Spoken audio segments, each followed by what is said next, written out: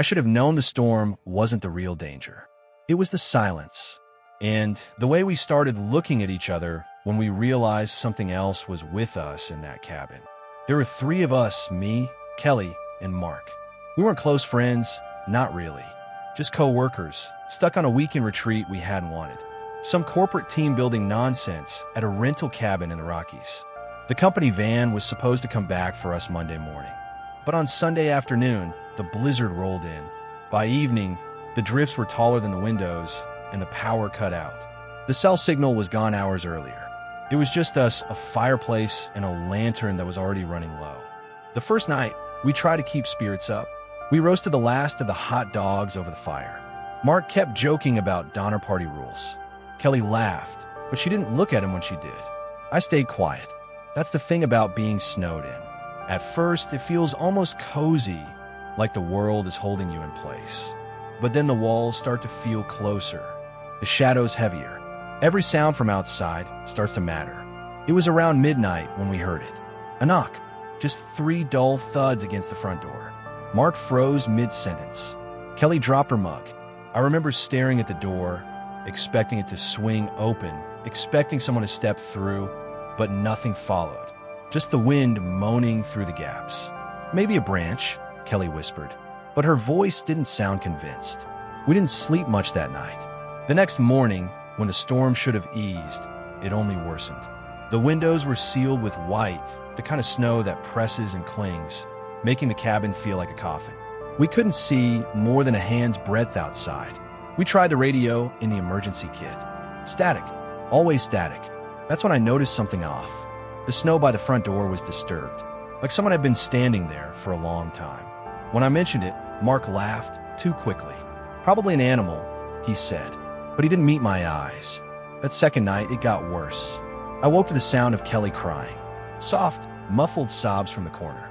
I thought maybe she was dreaming, until I realized the sound wasn't coming from her bunk. She was asleep, deeply, peacefully, on the mattress near the fire. The crying was coming from the other side of the room, near the door. Mark sat up too, his eyes wide. He heard it too, and then it stopped. We didn't speak about it in the morning. None of us wanted to. By the third day, the food was running out. So was our patience. Kelly started pacing, saying someone should try to walk out. Mark snapped at her, told her she'd freeze before she made it 10 feet. The way they argued, it wasn't about escape anymore. It was about blame. That's when I began to notice something even stranger. Kelly would ask me a question, and then later, Mark would ask the exact same thing. Same words, same tone, like he'd memorized her sentences. And sometimes, when Kelly turned her head, I'd swear her lips kept moving for a beat too long, like she was whispering to someone who wasn't there. The storm still raged outside, but inside the cabin, the air grew heavier, dense, like breathing wasn't enough. That night, the knocking came back. Not at the door this time, at the window. 3 taps, deliberate. But the windows were buried under 6 feet of snow. Nothing could be there. Nothing human. Mark grabbed the poker from the fire. Kelly just backed into the corner, shaking. And I listened, because it wasn't just tapping anymore. There was a voice, muffled but clear. My name. Open up. The voice was mine. I wanted to believe it was the storm, the wind, some trick of sound. But when I looked at Kelly and Mark, their faces told me the truth. They'd heard it too. We didn't open the window. We didn't sleep either. By dawn, Mark was gone. No broken door, no open window, no trail in the snow. Just gone. His bunk was empty, his coat still hanging on the peg, like he'd just dissolved. Kelly wouldn't speak to me. She just stared, wide-eyed at the door. At one point, she whispered, "It looks like him." I asked what she meant, but she wouldn't explain. That evening, while I tried to light the last candle, I heard her voice behind me. Soft, careful, but when I turned, Kelly was asleep, and in the doorway, half hidden by the dark, was her silhouette, her shape, her breathing, but her eyes glowed faintly in the dim light. I blinked, and she was gone. Kelly still asleep by the fire. I told myself it was exhaustion, cabin fever, but in my bones, I knew the truth. Something out there had been knocking to get in. Now it didn't need a knock anymore. It was already inside. That night, Kelly woke me by shaking my shoulder. Her face was pale, her eyes wild. "He's back," she whispered. I asked who. and she said, "You." Her hands were trembling as she held the lantern up to my face.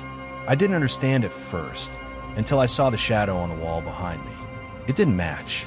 It stood taller, wider, its head tilted at an angle mine didn't. And when I moved, it didn't. Kelly screamed and hurled the lantern at me. The glass shattered, and the room filled with smoke and darkness. In the chaos, I ran. Not outside. The storm would have killed me, but into the small supply room in the back. I slammed the door and shoved a chair under the handle. And that's where I've been ever since. I can hear Kelly sometimes. Or maybe not Kelly. Sometimes it's Mark. Sometimes it's me. Voices whispering through the cracks in the door. Sometimes begging, sometimes laughing. But I don't open it. I can't, because I know what they want. They want me to come out. Or worse, they want to come in. And if you're hearing this, maybe they already have.